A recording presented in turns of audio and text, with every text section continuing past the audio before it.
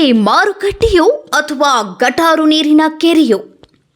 ಪ್ರತಿ ಶನಿವಾರ ಹೊನಗುಂದದ ಮಾರುಕಟ್ಟೆಯ ದಿನ ಆದರೆ ಮಾರುಕಟ್ಟೆಯ ಪರಿಸ್ಥಿತಿಯಂತೂ ಹೇಳುತ್ತಿರುತ್ತು. ಮೂಲಭೂತ ಸೌಲಭ್ಯವಿಲ್ಲದ ಮಾರುಕಟ್ಟೆ ಎನ್ನಲು ಅಡ್ಡಿ ಇಲ್ಲ. ಮಾರುಕಟ್ಟೆಯಲ್ಲಿ ಕುಡಿಯುವ ನೀರಿನ ವ್ಯವಸ್ಥೆಯಾಗಲಿ, ಶೌಚಾಲಯದ ವ್ಯವಸ್ಥೆಯಾಗಲಿ, ಇಲ್ಲಿ ಅದರ ಗಂಧ ಗಾಳಿಯೂ ಕೂಡ ಇಲ್ಲ.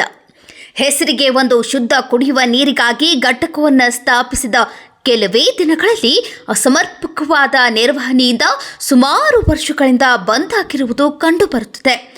ನಿರ್ಲಕ್ಷ್ಯಕ್ಕೆ ಒಳಗಾದ ಐತಿಹಾಸಿಕ 8 ಗಡಗಡಿ ಬಾವಿ, ಕಾಯಿಪಲ್ಯ ಮಾರುಕಟ್ಟೆಯ ಸುತ್ತಲೂ ನಿಲ್ಲುವ ಮಲಿನವಾದ ನೀರು ಆರೋಗ್ಯದ ರಕ್ಷಣೆ ಮಾಡುವ ಪುರಸಭೆಯವರೇ ರೋಗಗಳಿಗೆ ಹೂವಿನ ಹಾರ ಹಾಕಿ ಕರೆದಂತಾಗ್ತಿದೆ. ಮಾರುಕಟ್ಟೆಯ ಕಟ್ಟೆಗಳ ಮೇಲೆ ತಗಡಿನ ಛತ್ತನ್ನೂ ಹಾಕದೆ ಮಳೆಯಾದರೆ ಸಾಕು ಅಂದಿನ ಸಂತೆಯೇ ರದ್ದಾಗಿ ಬಡ ರೈತರು, ವ್ಯಾಪಾರಸ್ಥರು ಬೀದಿ ಪಾಲಾಗುವುದಂತೂ ಖಂಡಿತ. ಇಲ್ಲಿ ಸಾಮಾನ್ಯ ಗ್ರಾಮೀಣ ಪ್ರದೇಶದಿಂದ ಬರುವ ರೈತರ ಗೋಳಂತೂ ಹೇಳತೀರದು.